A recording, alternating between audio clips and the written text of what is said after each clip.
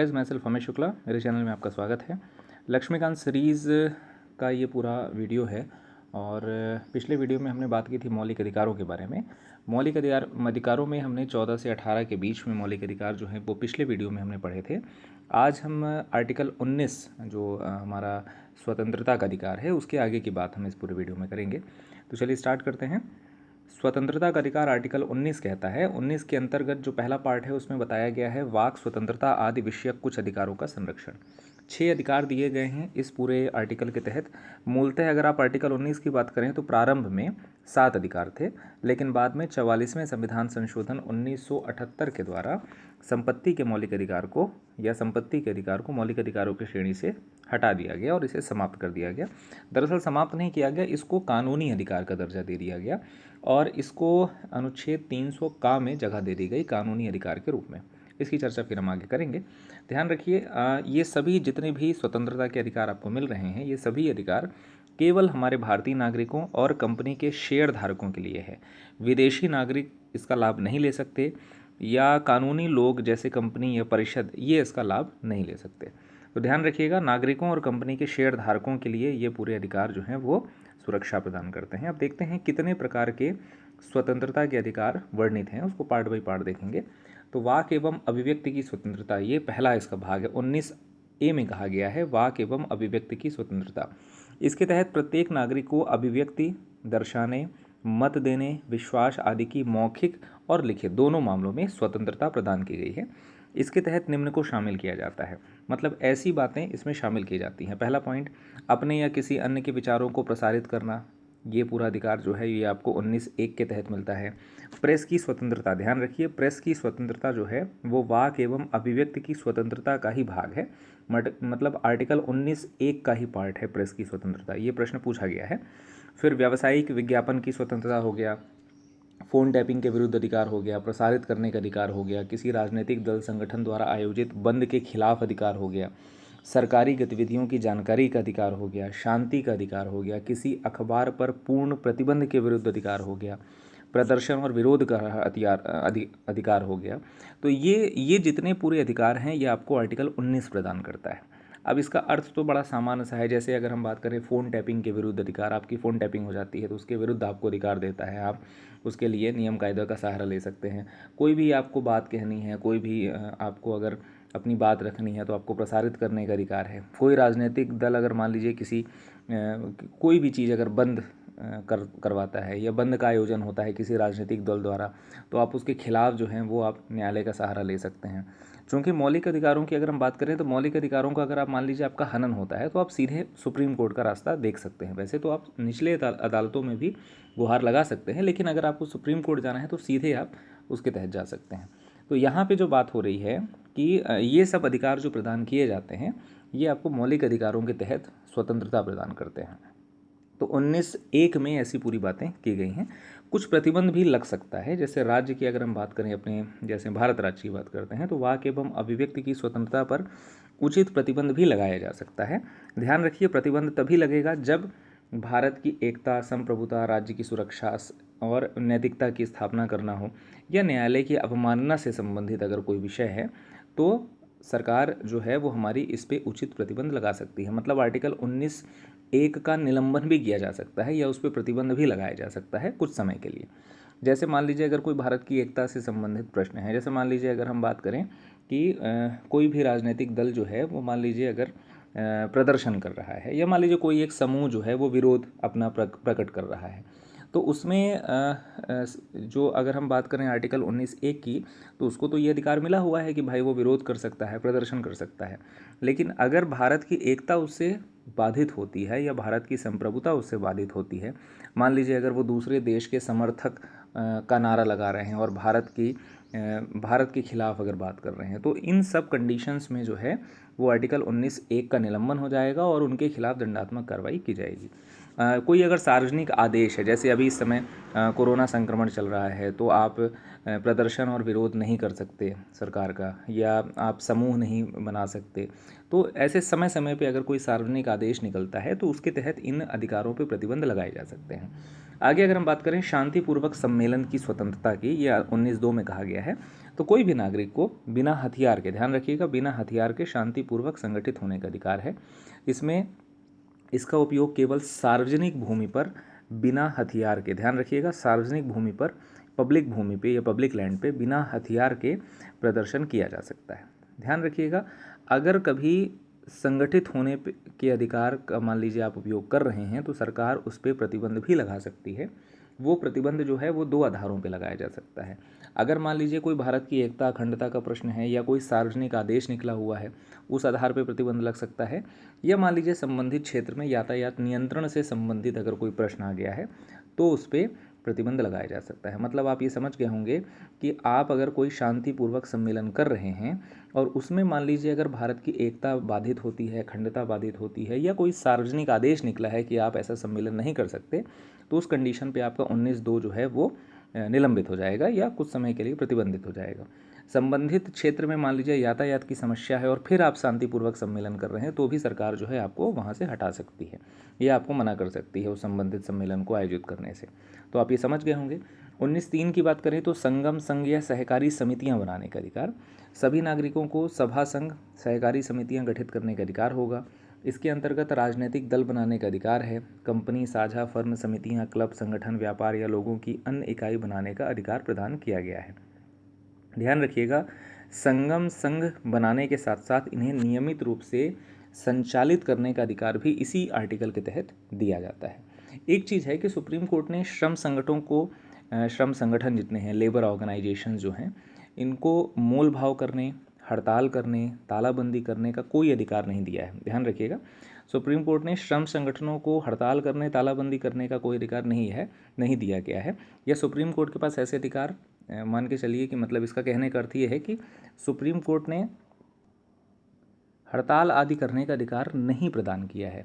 क्यों? उसके लिए कुछ गाइडलाइंस बनी हुई हैं। आप लेबर एक्ट पढ़ेंगे और औद्योगिक कानून जो पूरा इनका बना हुआ है उसके तहत जो है उसमें जो प्रावधान बताए गए हैं उसी की मर्यादा में रह करके ये अपना आयोजन ये कर सकते हैं, हड़ताल वगैरह। तो ध्यान रखिएगा, मौलिक अधिकार प्रदान जरूर किया गया है लेकिन इन नियमों के माध्यम से, इन कानूनों के माध्यम से उनको नियंत्रित किया जाता है। आगे अगर हम बात करें 19(4) की, तो भारत के राज्य क्षेत्र में अबाध संचरण का अधिकार है। कहीं भी आप घूम सकते हैं। ध्यान रखिएगा, अगर संचरण की बात की जाए तो आप देश के अंदर भी संचरित हो सकते हैं, देश के बाहर भी, लेकिन आर्टिकल जो 19(4) है वो बाह्य जो संचरण है उसकी इजाज़त नहीं देता है। आर्टिकल 19 जो है वो सिर्फ और सिर्फ आंतरिक संचरण की इजाज़त देता है। अगर आपको बाह्य संचरण की बात करनी है तो उसके लिए आपको अनुच्छेद 21 का सहारा लेना पड़ेगा। तो पहले समझते हैं, यह स्वतंत्रता प्रत्येक नागरिक को देश के किसी भी हिस्से में संचरण का अधिकार प्रदान करती है। ध्यान रखिएगा, देश के किसी भी हिस्से में, यहाँ पे देश के अंदर संचरण अगर हो रहा है तो आर्टिकल 19 आपको अधिकार प्रदान करता है। प्रतिबंध भी लगाया जा सकता है। मान लीजिए आम लोगों के हितों के संबंधित अगर कोई प्रश्न उठता है या आप उनका हित प्रभावित करते हैं तो आप सरकार आप पे प्रतिबंध लगा सकती है। मान लीजिए कोई SC/ST वर्ग का व्यक्ति है, उसकी सुरक्षा का प्रश्न है तो सरकार आप पे प्रतिबंध लगा सकती है। और अभी जो मैंने आपको बताया कि संचरण की स्वतंत्रता के 2 भाग हैं, एक आंतरिक संचरण, एक बाह्य संचरण। मतलब देश के अंदर अगर आप संचरण कर रहे हैं, घूम रहे हैं, तो एक तो ये आंतरिक हो गया, अगर देश के बाहर घूम रहे हैं तो बाह्य संचरण हो गया। तो ये जो पॉइंट अभी मैंने आपको बताया कि आर्टिकल 19 सिर्फ और सिर्फ आंतरिक संचरण की इजाज़त देता है। अगर दूसरे बाह्य संचरण की आपको बात करनी है तो उसके लिए आपको अनुच्छेद 21 का सहारा लेना पड़ेगा, या दूसरे भाग की रक्षा जो है वो अनुच्छेद 21 करता है, मतलब बाह्य संचरण की। तो 19(5) की बात करें तो भारत के राज्य क्षेत्र के किसी भाग में निर्बाध घूमने और बस जाने या निवास करने का अधिकार जो है वो 19(5) के तहत दिया जाता है। हर नागरिक को देश के किसी भी हिस्से में बसने का अधिकार है। बसने के अधिकार की अगर हम बात करें तो इसके 2 भाग हैं, या तो आप स्थायी रूप से कहीं बस सकते हैं या तो अस्थायी रूप से। अस्थायी रूप की बात करें तो देश के किसी भी हिस्से में अगर आप अस्थायी रूप से निवासरत हैं, या अगर हम स्थायी की बात करें तो किसी भी हिस्से में आप स्थायी रूप से बस सकते हैं। ध्यान रखिए, मतलब ये कहना चाह रहा है कि जो 19(5) का अधिकार है तो देश के अंदर आप कहीं भी जो भी आपके आंतरिक अवरोध हैं उसको दरकिनार करके या उसको समाप्त करके आप कहीं भी निवास कर सकते हैं या बस सकते हैं। राज्य अगर चाहता है तो उचित प्रतिबंध लगा सकता है, लेकिन उचित प्रतिबंध लगाने के पीछे उसकी कोई ना कोई आधार होगा। दो आधार हो सकते हैं, या तो मान लीजिए कि वो आम लोगों के हितों के संदर्भ में है, तब सरकार उस पर प्रतिबंध लगा सकती है, या अनुसूचित जनजाति क्षेत्रों के संदर्भ में है तो सरकार उस पर प्रतिबंध लगा सकती है। जैसे मान लीजिए कि कोई ऐसा समूह है, सरकार अगर वो समूह मान लीजिए किसी दूसरे राज्य में, जैसे मान लीजिए कोई ऐसा समूह है, मान लीजिए किसी भी धर्म से संबंधित है, और मान लीजिए वो किसी ऐसे राज्य में बसने जा रहा है जहाँ पे उस धार्मिक समूह को आंतरिक रूप से या पसंद नहीं किया जा रहा है, या राज्य में ही उनको पसंद नहीं किया जा रहा, तो सरकार इस पर प्रतिबंध लगा सकती है। या मान लीजिए कि कोई SC ST वर्ग की पूरी जनजाति समूह कहीं निवास करती है, जैसे मान लीजिए जंगल में आदिवासी लोग निवास करते हैं, और अगर मान लीजिए कोई ऐसा शहरी व्यक्ति या कोई भी ऐसा शहरी समूह या कोई भी धार्मिक समूह वहाँ पे जा कर के बसना चाहता है, और अगर सरकार को ये लगता है कि उनकी संस्कृति या उनकी जो भी विशेषताएं हैं वो भंग हो सकती हैं, हनन हो सकती हैं, उनके हित प्रभावित हो सकते हैं, तो सरकार इस पर प्रतिबंध लगा सकती है। तो ध्यान रखिएगा, विशेष रूप से आम लोगों के हितों में या अनुसूचित जनजाति क्षेत्रों के संदर्भ में सरकार इस पर प्रतिबंध लगा सकती है। सुप्रीम कोर्ट ने कुछ क्षेत्रों में लोगों के घूमने पर प्रतिबंध लगाया भी हुआ है। जैसे मान लीजिए कोई पेशेवर अपराधी है, अगर वो समाज के अंदर अगर कहीं घूम रहा है तो सुप्रीम कोर्ट इस पर प्रतिबंध लगाती है। मतलब वो ये नहीं कह सकता कि मुझे 1905 के तहत ये स्वतंत्रता मिली हुई है इसलिए मैं घूम रहा हूँ, क्योंकि सुप्रीम कोर्ट ने इस पर प्रतिबंध लगाया हुआ है कि भाई पेशेवर कोई अपराधी है तो वो स्वतंत्रतापूर्वक विचरण नहीं कर सकता या कहीं बस नहीं सकता। कोई अगर वैश्या है तो उसको भी इन विभिन्न आधारों पर प्रतिबंध लगाया गया है। तो ये ध्यान रखिए, इन पे प्रतिबंध लगाया गया है। आगे बात करें व्यवसाय आदि की स्वतंत्रता, तो व्यवसाय आदि स्वतंत्रता की अगर बात करें तो यह सभी नागरिकों को किसी भी व्यवसाय को करने, पेशा अपनाने एवं व्यापार शुरू करने का अधिकार देता है। इस अधिकार में कोई अनैतिक कृत्य शामिल नहीं है, ध्यान रखिएगा। अनैतिक कृत्य जैसे महिलाओं और बच्चों का दुरुपयोग अगर कहीं हो रहा है किसी भी व्यापार को करने में तो वो शामिल नहीं है। कोई खतरनाक रासायनिक, अगर मान लीजिए कोई फैक्ट्री है उसमें अगर कोई खतरनाक व्यवसाय किया जा रहा है, कोई भी व्यवसाय खतरनाक हो जो मानव को नुकसान पहुंचाए, अगर ऐसा कोई व्यवसाय है तो उस पर भी इजाज़त नहीं है। ये मतलब कुल मिला के अनैतिक कृत्य, ऐसे कृत्य जो नैतिकता के अंतर्गत नहीं आते हैं, उनको शामिल इसमें नहीं किया गया है। राज्य इन पे पूर्णतः प्रतिबंध भी लगा सकता है और इनके संचालन के लिए लाइसेंस की अनिवार्यता भी कर सकता है। तो ये ध्यान रखिए, ये पूरी तरीके से जो है वो राज्य के नियम कायदे और उसके निर्णय पे निर्भर करता है। हालांकि स्वतंत्रता इसके तहत प्रदान की गई है। आगे अगर हम बात करें आर्टिकल 20 की, ये तो पूरा हुआ आर्टिकल 19 में आपने देख लिए कितने सारे पार्ट हैं। तो आर्टिकल 20 की बात करें तो अपराधों के लिए दोष सिद्ध के संबंध में संरक्षण। दोष सिद्ध के संबंध में संरक्षण आप समझ रहे होंगे, अपराधों के लिए मतलब जो अपराध हैं, अलग अलग श्रेणियों के जो अपराध हैं उसकी दोष सिद्ध जो होती है तो उसके संबंध में कुछ संरक्षण प्रदान किया गया है, ये आर्टिकल 20 कहता है। मतलब इसको थोड़ा अगर हम और समझाएं तो यह अनुच्छेद किसी भी अभियुक्त या दोषी, ध्यान रखिएगा, यह अनुच्छेद जो है वो किसी अभियुक्त मतलब उसके ऊपर दोष सिद्ध होने वाला है, या दोषी करार व्यक्ति मतलब उसको दोषी करार दिया गया है।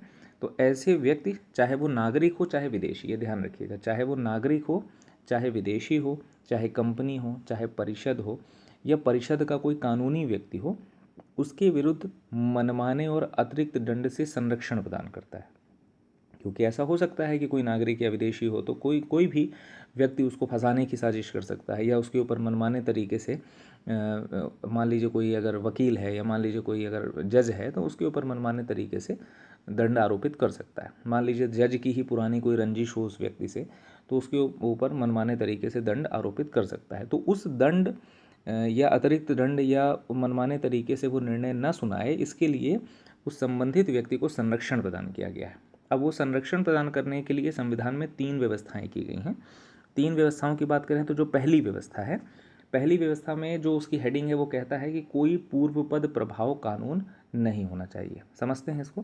कहता है कि कोई व्यक्ति किसी अपराध के लिए तब तक दोषसिद्ध नहीं ठहराया जाएगा जब तक कि उसने ऐसा कोई कार्य करने के समय, ध्यान रखिए, कह रहा है कि कोई व्यक्ति किसी अपराध के लिए तब तक दोषसिद्ध नहीं ठहराया जाएगा जब तक कि उसने ऐसा कोई कार्य करने के समय, पहला पॉइंट है, जो अपराध के रूप में अधिरोपित है किसी प्रवृत्त विधि का अतिक्रमण नहीं किया है। दूसरा पॉइंट, उससे अधिक शास्ति का भागी नहीं होगा जो उस अपराध के लिए किए जाने के समय प्रवृत्त विधि के अधीन अधिरोपित की जा सकती है। और ये जो 2 पॉइंट हैं, ये 2 पॉइंट जो हैं वो ये बताते हैं कि कोई व्यक्ति किसी भी अपराध के लिए, मान लीजिए कोई अपराध मैंने किया, तो उस अपराध के लिए मैं तब तक दोष सिद्ध नहीं ठहराया जाऊंगा, मेरे ऊपर तब तक दोष की सिद्धि नहीं होगी जब तक, अब उसके लिए उसने 2 पॉइंट्स बता दिए हैं। पहला पॉइंट कहते हैं कि मान लीजिए कि इस समय जो कानून चल रहा हो, इस समय मान लीजिए कोई अगर विधि चल रही हो, तो उस विधि का मैंने उल्लंघन न किया हो, अतिक्रमण न किया हो। अगर मैंने उल्लंघन नहीं किया है तो मेरे ऊपर दोष सिद्ध नहीं होगी। अगर अतिक्रमण कर लिया है तो ठीक है, दोष सिद्ध संभावित है या हो सकती है। दूसरा पॉइंट कहते हैं कि शास्ति जो लगाई जाएगी, जो पेनाल्टी लगाई जाएगी, तो शास्ति उतनी ही लगाई जाएगी जो नियम कानून में बताई गई है। ऐसा ना होगा कि ज़्यादा शास्ति लगा दी जाए। तो शास्ति वही उससे अधिक शास्ति का भागी नहीं होगा जो अपराध के लिए, मतलब जब मैं अपराध कर रहा हूँ तो अपराध किए जाने के समय प्रवृत्ति विधि के अधीन अधरोपित की जाती है। मतलब मेरे समय, जैसे मान लीजिए मैंने आज अपराध किया और आज अपराध के समय शास्ति अगर मान लीजिए 100 रुपये है तो मेरे ऊपर 100 रुपये की ही शास्ति लगाई जाएगी। ऐसा नहीं हो सकता कि अगर कल मान लीजिए शास्ति 1000 रुपये हो गई तो मेरे ऊपर 1000 की शास्ति नहीं लगाई जाएगी, क्योंकि जब मैंने अपराध किया तो उस समय 100 रुपये की ही शास्ति जो है वो लगाई जाने का प्रावधान उस कानून में था।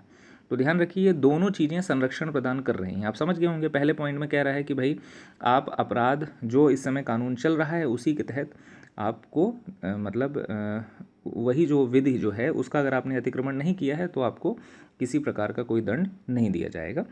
और अगर दूसरी वाली अगर बात की जाए तो उसमें कहता है पेनल्टी उतनी ही लगेगी जितना कानून में लिखा गया है उस अपराध को करते समय। तो ये दोनों चीज़ें जो हैं उस व्यक्ति को संरक्षण प्रदान कर रही हैं। अब ये तो पहला पॉइंट हो गया, क्योंकि 3 व्यवस्थाएं थी, तो पहला पॉइंट ये हुआ। दूसरा पॉइंट है कि दोहरी क्षति नहीं होगी। दोहरी क्षति का मतलब, इसको पहले समझते हैं कि इसके अंदर क्या बात की गई है। किसी व्यक्ति को एक ही अपराध के लिए एक बार से अधिक अभियोजित और दंडित नहीं किया जाएगा। ये कहना चाह रहा है कि जैसे मान लीजिए कि कोई कृत्य मैंने किया या मान लीजिए कोई अपराध मैंने किया, तो अपराध के लिए एक बार ही हमको सज़ा मिलेगी। जैसे मान लीजिए मैं कोई अपराध किया तो उसके लिए मुझे 5 साल की अगर सज़ा है तो 5 साल की ही सज़ा मिलेगी। या मान लीजिए कोई शास्ति लगाई जा रही है या मान लीजिए कोई भी सज़ा दी जा रही है तो वो एक बार से अधिक नहीं दंडित मुझे किया जाएगा। तो एक बार के लिए, एक अपराध के लिए एक ही सज़ा, कुल मिलाकर के अगर एक लाइन में मैं डिफाइन करूं तो एक अपराध के लिए एक ही सज़ा दी जाएगी। तीसरा जो इसमें पॉइंट है, स्व अभिशंसन नहीं, इसको समझते हैं। कह रहा है कि किसी अपराध के लिए अभियुक्त किसी व्यक्ति को स्वयं अपने विरुद्ध साक्षी के लिए बाध्य नहीं किया जाएगा। इनका तर्क है कि किसी भी अपराध के आरोपी किसी व्यक्ति को खुद के खिलाफ गवाह बनाने के लिए मजबूर नहीं किया जाएगा। ये इसका सामान्य सा अर्थ है। और अगर इसको सामान्य तरीके से समझना चाहें तो कोई भी व्यक्ति खुद पर आरोप लगाने के लिए बाध्य नहीं है। तो कुल मिलाकर के जो तीसरा पहलू है वो ये कहता है कि कोई भी व्यक्ति खुद पर आरोप लगाने के लिए बाध्य नहीं होगा। तो ये 3 तरीके की बातें जो हैं वो इसमें की गई हैं आर्टिकल 20 में। तो एक तरह से आर्टिकल 20 का 1, 2 और 3 पार्ट आपने देख लिया। अब आगे बात करते हैं आर्टिकल 20 के बाद आर्टिकल 21 की। 21 का जो टाइटल है वो ये है, प्राण एवं दैहिक स्वतंत्रता का संरक्षण। प्राण एवं दैहिक स्वतंत्रता में जो बात की गई है वो कहा गया है कि इसके अनुसार किसी व्यक्ति को उसके प्राण एवं दैहिक स्वतंत्रता से विधि द्वारा स्थापित प्रक्रिया के अनुसार ही वंचित किया जाएगा, अन्यथा नहीं। ध्यान रखिए, अगर मान लीजिए किसी को हम प्राण से वंचित कर रहे हैं या अगर हम उसकी दैहिक स्वतंत्रता का हनन कर रहे हैं, तो जो कानून में लिखा गया, जो विधि द्वारा स्थापित प्रक्रिया है, कानून द्वारा स्थापित प्रक्रिया है, उसी के अनुसार ही हम उसको वंचित करेंगे, अन्यथा नहीं। इसके अंतर्गत प्राण स्वतंत्रता में अधिकारों के कई प्रकार वर्णित हैं। इसमें प्राण के अधिकार को शारीरिक बंधनों के साथ साथ मानवीय सम्मान और इससे जुड़े अन्य पहलुओं को भी रखा गया है। तो ये कुल बातें हो गई प्राण एवं दैहिक स्वतंत्रता की। अगर हम अनुच्छेद 21 की बात करें तो इसके अंतर्गत कुछ ऐसे अधिकार शामिल किए जाते हैं जो प्राण एवं दैहिक स्वतंत्रता से संबंधित हैं। तो आप जब ये बिंदु पढ़ेंगे तो आप समझ जाएंगे कि ऐसे अधिकार ये प्राण एवं दैहिक स्वतंत्रता से किस प्रकार से संबंधित हैं। जैसे सामाजिक सुरक्षा और परिवार संरक्षण। सामाजिक सुरक्षा और परिवार संरक्षण जो है उसका लाभ जो है वो हर व्यक्ति को मिलेगा, इससे वंचित नहीं किया जाएगा। अगर वंचित किया जाएगा तो आपको विधि द्वारा स्थापित प्रक्रिया के तहत ही वंचित किया जाएगा। जैसे बंधुआ मजदूरी करने के विरुद्ध अधिकार, ये आर्टिकल 21 का उदाहरण है, मतलब आर्टिकल 21 के अंतर्गत अधिकार ये प्रदान किए गए हैं। मानवीय प्रतिष्ठा के साथ जीने का अधिकार, हर व्यक्ति को एक जो मानव की प्रतिष्ठा होती है उसके साथ जीने का अधिकार है। उससे कोई भी व्यक्ति या कोई भी संस्था या कोई भी कानून किसी भी व्यक्ति को या भारतीय नागरिक को वंचित नहीं कर सकती। अगर करेगी तो विधि द्वारा स्थापित प्रक्रिया के तहत ही करेगी। स्वच्छ पर्यावरण में जीने का अधिकार, जीवन रक्षा का अधिकार, निजता का अधिकार, ये ध्यान रखिए बड़ा चर्चित था। निजता का अधिकार जो है अनुच्छेद 21 का ही भाग है। आक्षय का अधिकार हो गया, स्वास्थ्य का अधिकार हो गया, 14 वर्ष की उम्र तक निःशुल्क शिक्षा का अधिकार हो गया, निःशुल्क कानूनी सहायता का अधिकार हो गया, हिरासत में शोषण के विरुद्ध अधिकार हो गया। मतलब अगर आपको हिरासत में लिया जाता है तो आपके साथ शोषण नहीं किया जाएगा। शोषण के विरुद्ध अधिकार आपको प्रदान किया गया है। मान लीजिए आपका शोषण होता है तो आप सीधे उच्चतम न्यायालय जा सकते हैं। आपातकालीन चिकित्सा सुविधा हो गया, सरकारी अस्पतालों में समय पर उचित इलाज, राज्य के बाहर न जाने का अधिकार, निष्पक्ष सुनवाई का अधिकार, कैदी के लिए जीवन की आवश्यकताएं, महिलाओं के साथ आदर एवं सम्मान पूर्वक व्यवहार, सार्वजनिक फांसी के विरुद्ध अधिकार, सुनवाई का अधिकार, सूचना का अधिकार, ध्यान रखिएगा सूचना का अधिकार अनुच्छेद 21 के तहत प्रदान किया गया है, प्रतिष्ठा का अधिकार, विद्युत का अधिकार, दोष सिद्ध वाले न्यायालयीन या न्यायालय आदेश से अपील का अधिकार, और उसके आगे बात करें तो शोर प्रदूषण से मुक्ति का अधिकार और शयन का अधिकार, जीवन बीमा पॉलिसी के विनियोग का अधिकार, बार कैटर्स के विरुद्ध अधिकार, सामाजिक आर्थिक व सशक्तिकरण न्याय के विरुद्ध अधिकार, विदेश यात्रा करने का अधिकार आपको अनुच्छेद 21 के तहत है, ये भी पूछा जा चुका है। देर से फांसी के विरुद्ध अधिकार, मान लीजिए आपकी फांसी की तारीख है तो आप उसको कुछ समय के लिए गुजारिश करके उसमें देरी कर सकते हैं। अमानवीय व्यवहार के विरुद्ध हथियार का अधिकार, हथकड़ी लगाने के विरुद्ध अधिकार, त्वरित सुनवाई का अधिकार, अकेले कारावास में बंद होने के विरुद्ध अधिकार और निःशुल्क कानूनी सहायता, ये कुछ ऐसे अधिकार हैं जो अनुच्छेद 21 के तहत नागरिकों को प्रदान किए जाते हैं। तो आप ये समझ गए होंगे कि ऐसे अधिकारों को अनुच्छेद 21 के अंतर्गत क्यों रखा गया है, क्योंकि ये कहीं ना कहीं मनुष्य की दैहिक स्वतंत्रता या प्राण स्वतंत्रता से संबंधित हैं। तो अनुच्छेद 21 जो है वो आपको बताता है कि प्राण एवं दैहिक स्वतंत्रता जो है वो आपसे वंचित नहीं की जाएगी। अगर की जाएगी तो विधि द्वारा स्थापित प्रक्रिया के तहत ही की जाएगी, अन्यथा नहीं। तो अनुच्छेद 21 में इतनी सब बातें हैं। तो ये पूरा आपका जो आर्टिकल्स जो हैं, आर्टिकल 19, 20, 21, ये पूरा आपका इस वीडियो में आज कंप्लीट हुआ। इससे आगे के आर्टिकल्स हम अगले वीडियो में देखेंगे और आगे हम पूरी बात करेंगे अलग अलग पूरे सेक्शंस की कि कैसे उसमें क्या प्रावधान किए गए हैं। तो इस पूरे वीडियो में इतना ही। Thank you.